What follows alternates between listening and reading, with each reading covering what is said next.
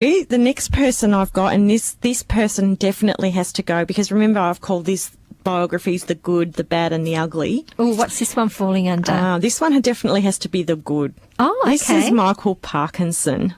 Oh, who doesn't remember Michael Parkinson growing up, watching Parkinson shows? Guess how old he is?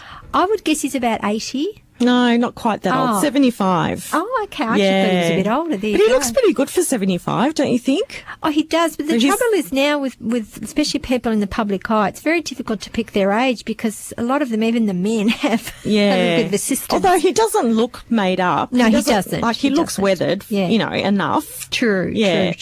So, he's got a book called Parky's People. Oh, he would have met so many interesting people over the years. My gosh. So the book is a compilation of some of the most incredible encounters he's had with different people in his time, and he did a total of 20 years in his show. Well, he actually did, I'm not sure of the time period, but he did quite a long period. Then went off the air for, I think, about 10 years, and then he came back again. He did 71 to 82, and then he had a break, and then went from 98 to 2007. Yeah, I knew he had quite a big break. Yeah. I always remember how he used to sit on the chair just as the music stopped. I always remember that.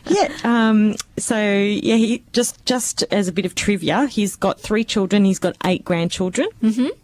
But this book focuses on, some of the most unforgettable interviews he personally has selected. And what are some of those? Some of those are John Lennon, Clint Eastwood, George Michael.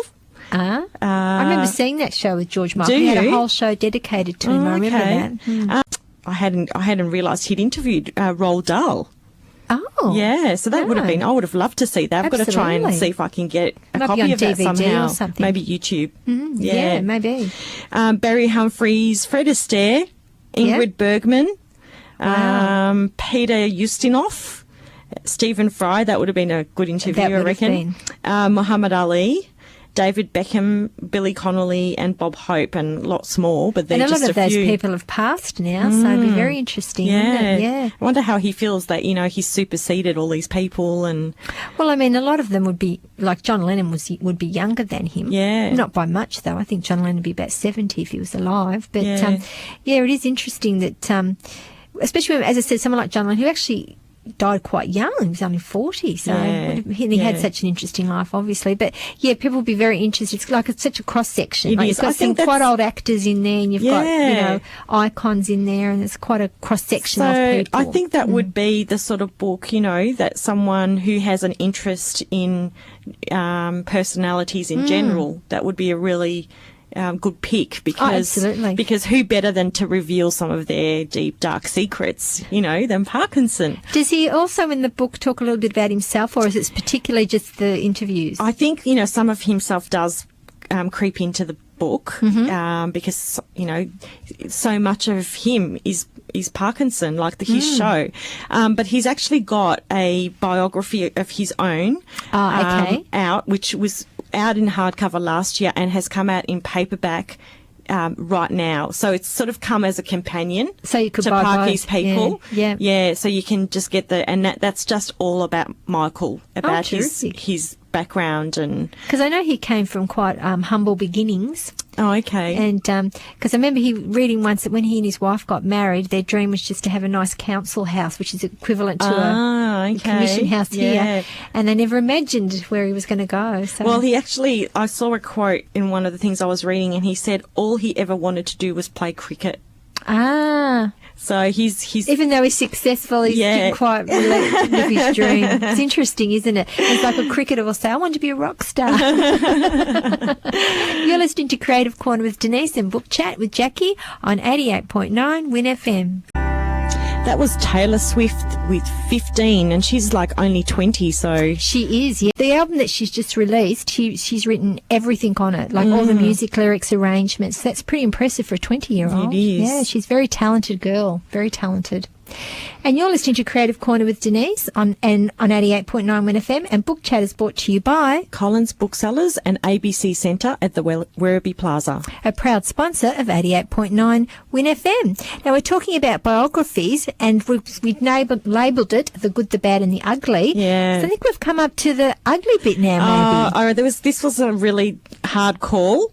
I left the best till last, I think, but I think this person fits under bad and ugly. Oh, okay. We're talking about Keith Richards. Oh, yes. And he's just brought out a biography, and he's called it Life. And boy, has he had a life. I don't think there's very much Keith Richards hasn't done. I don't think so. Probably a lot of things he shouldn't have done, I'd suggest. Yes, very much so. Look, I think even so, it would be an incredible read. It'd be fascinating. It would be fascinating. Particularly to get an insight into the rock and roll era of the 60s and 70s. That would be quite interesting. And the amount of people that he would have come across. Oh, and well, he was in the industry for 4 decades. Absolutely. I mean, imagine all the changes that, were going on at the time. And that's one thing you've got to say for the Rolling Stones, whether you're a fan or not. They certainly have picked up on every era of music since the 60s when they started and kept themselves current. I mean, that's the trick of any successful person or business, I guess, is to be able to evolve and reinvent what you're selling. Yourself. Yeah. And, even like people like Madonna. Oh, absolutely. Has been able to do that very well. Well, she's reinvented herself now as a cougar. Oh. Yes. Okay. Who's she going out with? 25-year-old model.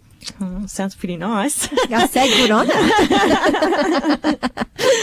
Yeah, so, I mean, would you believe that he's only 67?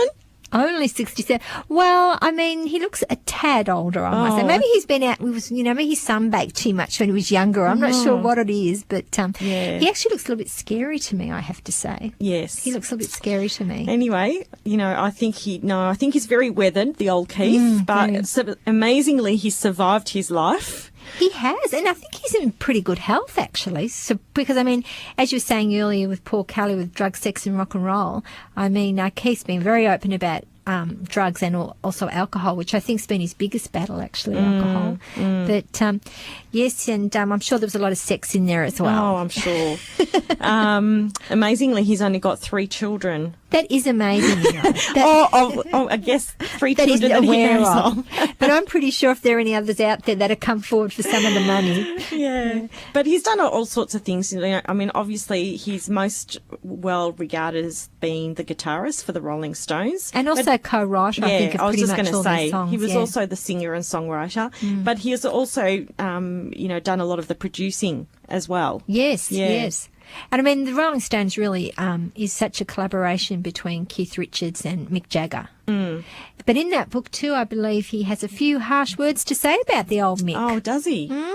Like I think he said in the 80s, Mick became a bit precious. Oh. And I think he said he started calling him Madam Mick. Oh, okay. Because he started getting a little bit precious. So, I wonder, are they still friends? I think in the early days they were like, the best of buds, like best friends, like really, really, really close. But I think they're not as close. I think their lives sort of went in slightly different directions. I mean, obviously they're friendly enough for the Rolling Stones to continue, but I don't think they're close friends. Certainly not from what he said in his biography, from what I've read so far. I went to see them probably about 12 years ago or so.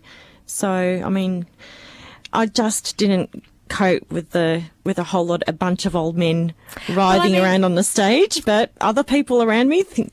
And the thing too is, I mean, they're probably not the best preserved old men either. So, I mean, I guess with rock and roll, because of, you just always sort of think of it as right or wrong as younger people, and they really do look geriatric even 10 years ago. Yeah. But, I mean, good on them for being able to keep up with it, for sure. The funniest thing I read in when I was looking at the book and just sort of having a flick through it was that he yearned to be a librarian. Oh, really? Yeah. Apparently he's surrounded by books. He's got the most incredible library. Wow. Yeah. And loves anything to do with books. And see, looks can be deceiving. Oh, can't they? I would never have taken him for having a library. I wonder if he reads them or he just likes having lots of books. That'd be interesting. I wonder if he covers that. Yeah. Well, it did say that he likes to read. Okay. An avid reader. Wow. Is what it said. So he might be quite... maybe it's all an act. Maybe it's a mask. He's a character. Maybe it's a mask. I would have taken it off by now. Maybe it's a bit like, remember Kiss, when Kiss used to wear their makeup? And when they took their makeup off, they were instantly not popular any longer. I know. So maybe that's his look. And if he actually discarded it... So he just had to stick with it? So he has to stick with the weathered look. Yeah. Maybe he's got like really smooth skin underneath. Oh, I don't think so.